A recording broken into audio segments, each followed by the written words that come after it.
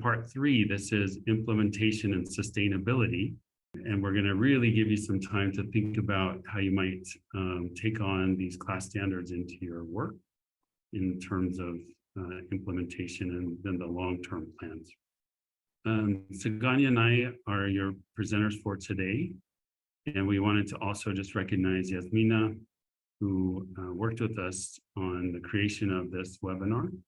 So we are here on session 3 of our 3-part series overview. If you were able to join us for all 3 sessions, session 1 was 2 weeks ago, and we introduced the first theme from the class standards. And then session 2, we did a deeper dive into themes 2 and 3, which was quite robust and full.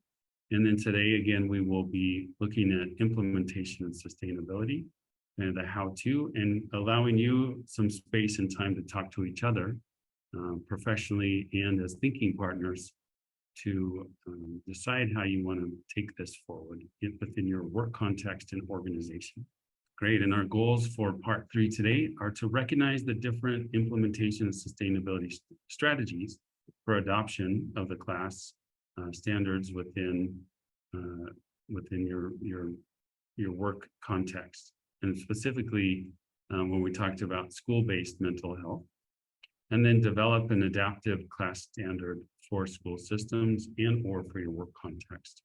So our learning objectives for this webinar are to describe the importance of the implementation and sustainability strategies in the adoption of CLAS within the school-based mental health, distinguish the different policies and practices that will require adaptation to integrate the CLAS standards, and finally, to identify the different strategies required in implementation and sustainability of the CLAS standards. Put it into practice. And so, it always seems to me that if we're talking about education, quoting Fred Rogers always seems so appropriate. Anything that's human is mentionable, and anything that is mentionable can be more manageable. When we talk about our feelings, they become less overwhelming, less upsetting, and less scary. That's in essence, the process of creating change. When we talk about the change and why we need to make the change, the why really helps us to explore the different ways in which we can do it. And the more we explore it, the more we feel familiar with it, and we feel less overwhelmed and less upset and less scary. Because otherwise, change gets even just the thought of change can get in the way of this. So, and in order for us to make these kinds of changes, there are lots of incredible tools out there that we can use. We often in our leadership work talk about change management, and there's a model and a framework for change management. But the equally important thing is how do we implement the change, and then how do we sustain it?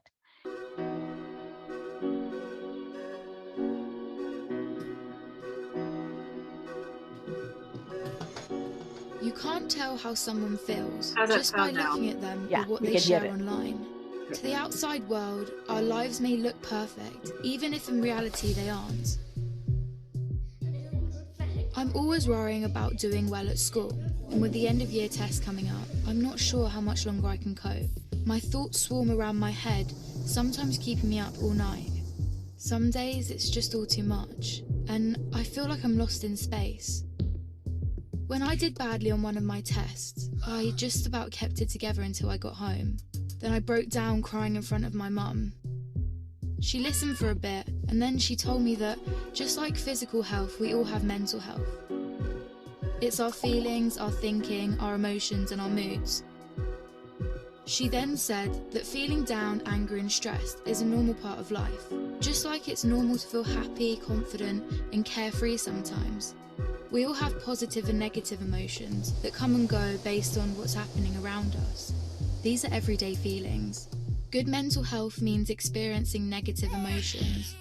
It's not always about being happy. Mum can relate to the feelings of stress. So when Mum suggested I take a break from everything and do something I enjoy, I actually took her advice. So I made myself a hot chocolate, snuggled up in a duvet and watched a film. And you know what? Afterwards I felt so much better. Mum should take her own advice. Most of us only ever share the good things. We don't like to share how we really feel. Every morning when I wake up, negative thoughts stream through my head. Getting out of bed and pretending I'm okay takes all the energy I have. As the day goes on, the negative thoughts turn from a stream into a river. The water rushes through my head so loudly it's hard to concentrate in lessons. And some days it's so bad it feels like a waterfall that's trying to pull me over the edge. Everything is so overwhelming. I didn't think my friends would understand if I told them how down I was feeling. But when Sasha opened up to me about how stressed she was feeling, I told her. I wasn't sure how to bring up how I'd been feeling, so I started by saying that I didn't feel like myself. Just her listening made me feel like she understood. She told me some things that had helped her, so I tried them too, but it didn't make much of a difference. Even when I tried to be around my friends, I felt alone. The things I used to enjoy weren't fun anymore. I was really worried about Andre and not sure what to do. He was quiet and wasn't hanging out with us like he used to. So I asked our head of year for some advice. He suggested I get Andre to speak to him since his negative feelings weren't going away. I didn't want to speak to our head of year, but I also didn't want to keep feeling so down, so I went.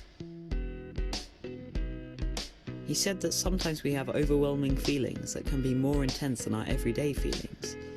These feelings hang around for a long time and change the way we feel, think, and behave. They can stop us doing what we want to in life. That's what I was going through.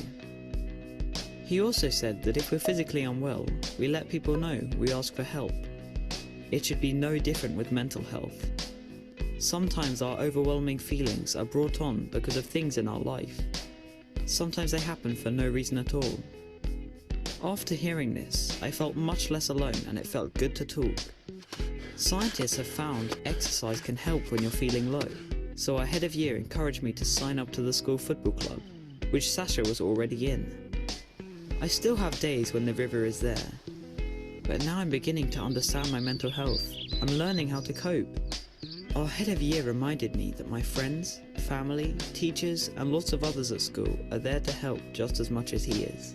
I had no idea the people around me could be so understanding. And while it's not always easy to talk about my mental health, the person I'm talking to might be able to help. If you don't feel like talking, that's fine. You could try writing, sports, reading, art, music, playing with your pet, whatever makes you feel better. If you're the person someone talks to when they're struggling, just listen with no pressure or judgment. You don't have to have the answer. If you feel unsure about anything, you can speak to a trusted adult. Talking about mental health doesn't have to be difficult. After all, it's something we all have. This is one of those videos that I found that really useful when you're thinking about school and thinking about children and addressing mental health issues. And so if it's something that's useful, feel free to use it. Now let's go ahead and start thinking about implementation. And in the next slide, I want to share with you this concept around implementation drivers. So this is going to be a new concept, but it's something that is easily understood. And what I'm going to do is also give you a website that I think you will find very useful. It is the National Implementation Research Network, and they do a lot of the work around this. So here we go. I'm going to paste it here and send it off to all of you so you can have it and you can use go back and go into it in greater detail. So there are three major components to being able to implement effectively. They call them the leadership drivers, the competency drivers and the organizational drivers. The leadership drivers are, a recognition that the work that we do, the change that we have, can be very technical work or adaptive work. And adaptive work may be a new concept for some of you. And if it is something that is of real great interest to you, please check out our offerings for the next year. We will probably be offering trainings around adaptive leadership. And it's the concept that leadership is situational, and it is a collective effort by a team of people who function as a leadership group, not just one person. And the notion that really, in order to make change happen, you have to actually look at your own beliefs, values, behaviors, and practices, and you may need to shift them. And shifting them is really hard work because we feel a sense of loss. And so one of the things we are taught in adaptive leadership is first to recognize what it is that we might need to do differently, and then be able to identify ways in changing it, and also then addressing the discomfort and the angst that comes with that. So this notion of technical and adaptive leadership are both critical to implementation. The other thing is related to workforce. It's hiring the right people. So it's the selection, the recruitment, the hiring of people who can support the work you do. Two, it's the training, the ongoing training and the professional development that you want to offer as an organization. The third is coaching, like being able to do very effective reflective supervision that then can help your staff and your team sort of, learn new ways of doing it, making changes, adapting to the CLAS standards, identifying what needs to be shifted, and so coaching them through that process. So those are the competency drivers that are very critical if we want to be successful in implementing the CLAS standards. And at the organization level, one of the things we need to do is be very clear about if we are going to provide culturally and linguistically appropriate services, which are the CLAS standards. Do we have the data that tells us what needs to be done? Do we have the data that tells us how many people speak a language besides English, and for whom they might need materials translated or materials in different languages? What's the reading level of the children? If we're sending materials home to their families, what literacy level have we assessed so that we know we're sending appropriate materials? So all of that is the part of the data collection process. And we can only make good decisions when we have good data. The second part to the implementation is we really need to have a system, sort of a systems process around making the changes we want to do.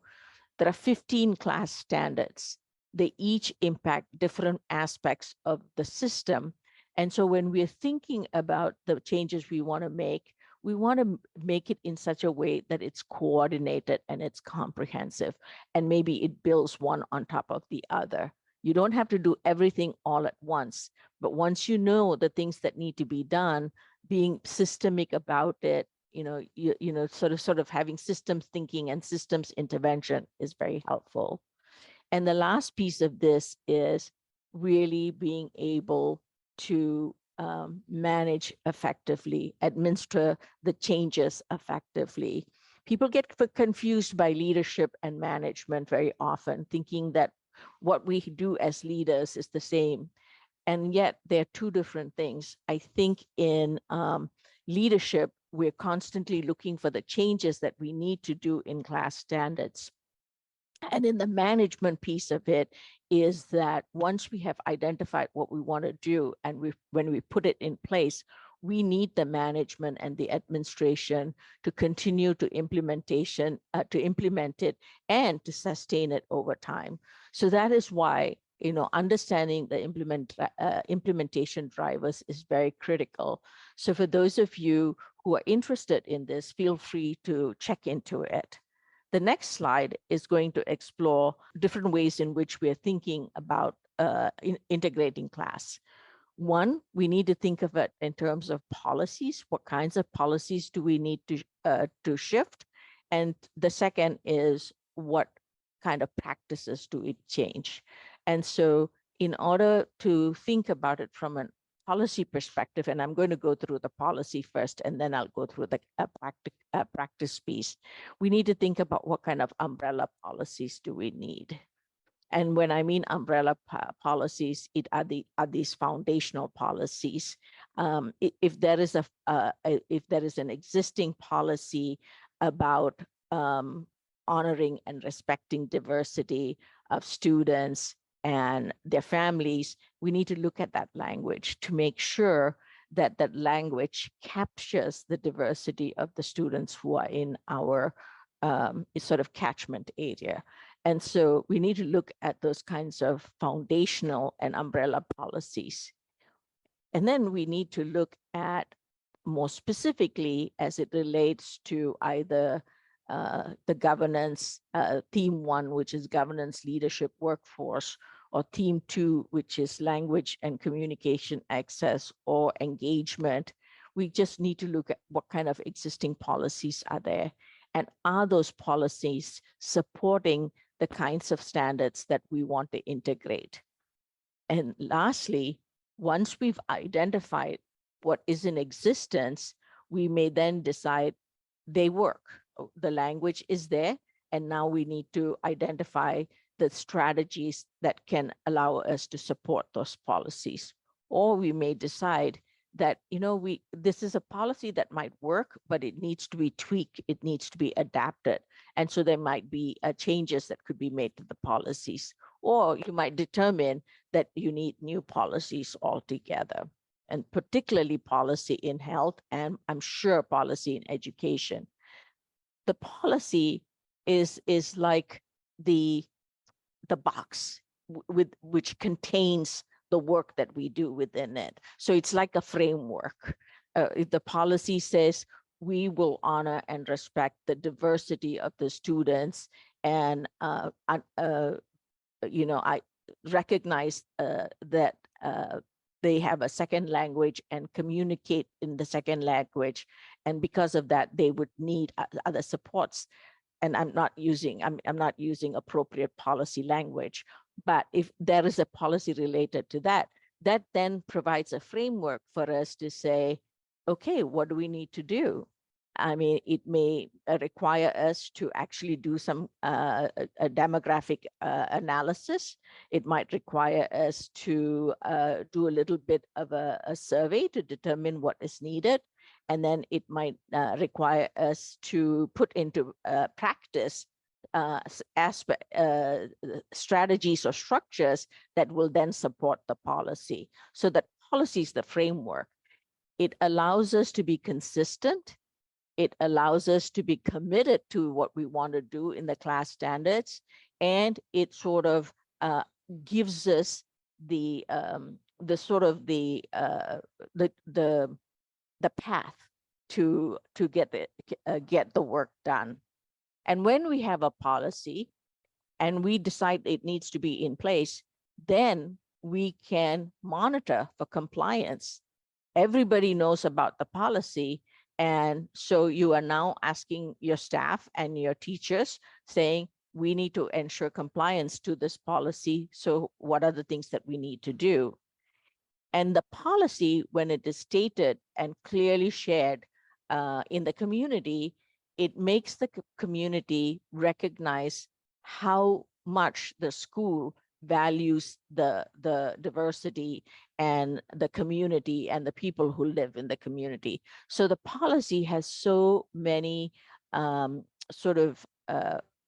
benefits to it. And so having taking the time to review the policies is very critical as we think about the CLAS standards. So one of the things that we are saying is to adopt a policy, there are different variations, levels to which we adopt it. We might just have an umbrella policy only. Just say, oh, we honor and respect diversity. And then what we might do is in the second level of adopting CLAS, we may say, well, what would that look like if we honor and respect diversity? Well, what it would look like is that we have signs in the building that are in different languages, or we have photographs in our schools and in our classrooms and in our corridors that really celebrate the diversity of all the people who live in our community. So we're integrating it into different policies.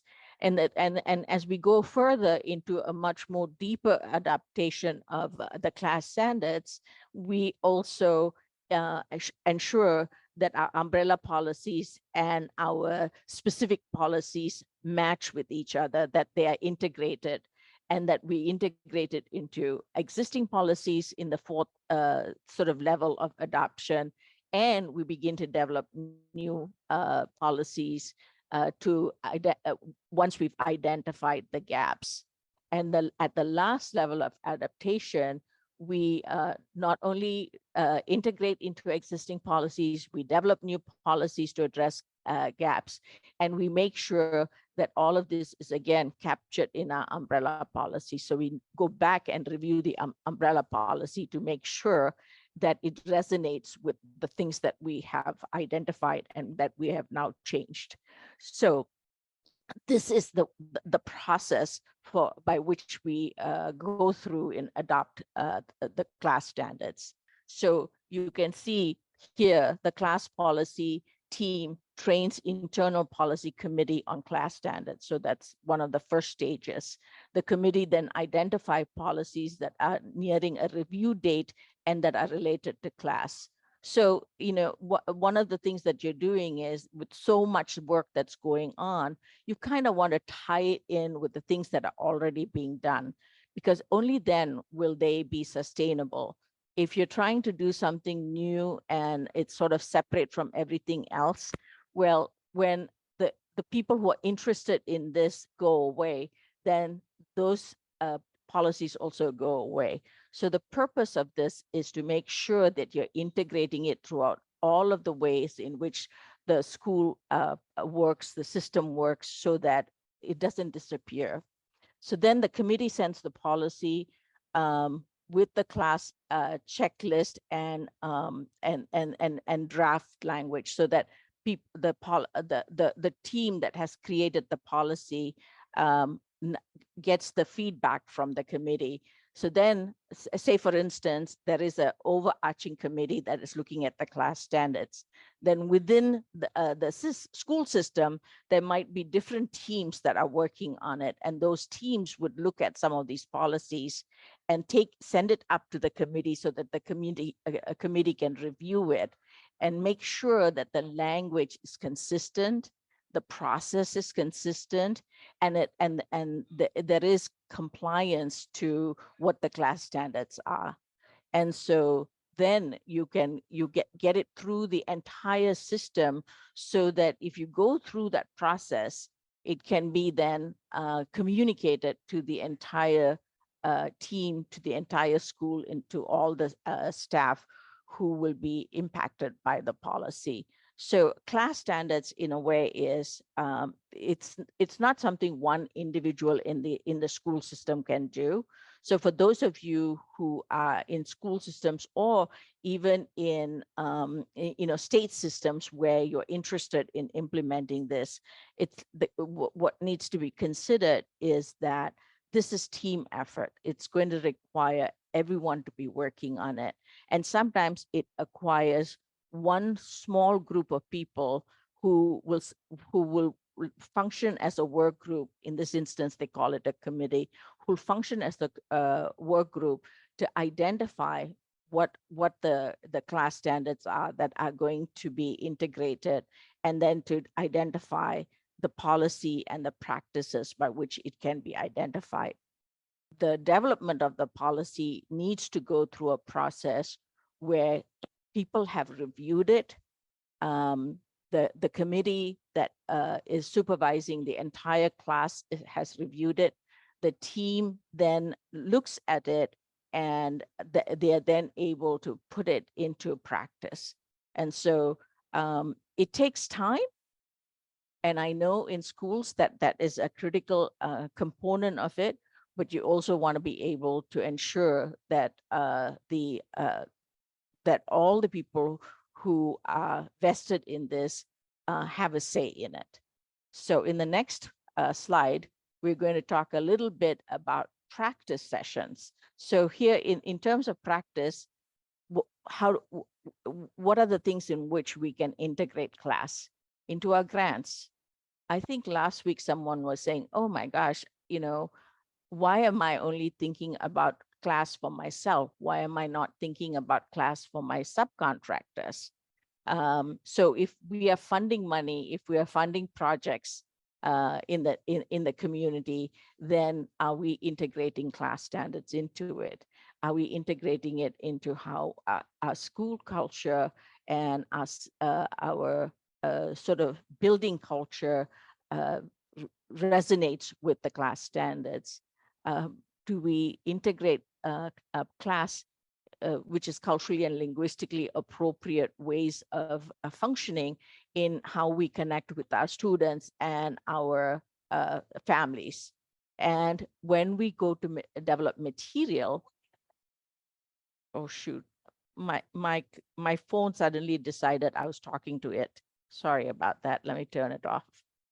And when we're developing materials, things for students to read, things for families to read, are we ensuring that the principles of CLAS is integrated into that development? One of the things that we had talked about is, if we're going to do this work, we really need to engage a team of people to do this work. It just cannot be us. This is where engagement in the community is equally important. Identifying stakeholders. I know that all of us are thinking about how challenging it is these days to ensure our children are educated and our children are able to get what they need from the education and from our school systems. We can't do it alone. And this is where we begin to think we need to be able to communicate effectively, and we need to engage all our stakeholders. So one of the things we need to do is we need to identify, and this essentially is like a SWOT analysis, opportunities, strengths, weaknesses. You can do an analysis of that, identify what you want to implement, train staff on the CLAS standards and how you need to implement it, then start the process of implementation and begin to monitor it and evaluate and maintain the efforts. If we have this cycle and we keep the cycle going, that is how we sustain it as well. And so you evaluate and maintain efforts. And at some point, as you evaluate, you will see you've made certain improvements in certain aspects of this work. But you might also find that the areas in which you are not addressing what needs to get addressed. So then you go back to the top again and say, okay, what's the gap? What's the challenge? What's the weakness? What are opportunities I have? What new strategies can be implemented? And so it's in that way that we continue the work of implementing and sustaining the CLAS standards. One of the things that we did is we hunted around to find different implementation activities, and we are going to ask you to do a sort of spend the next half hour or so working on this together.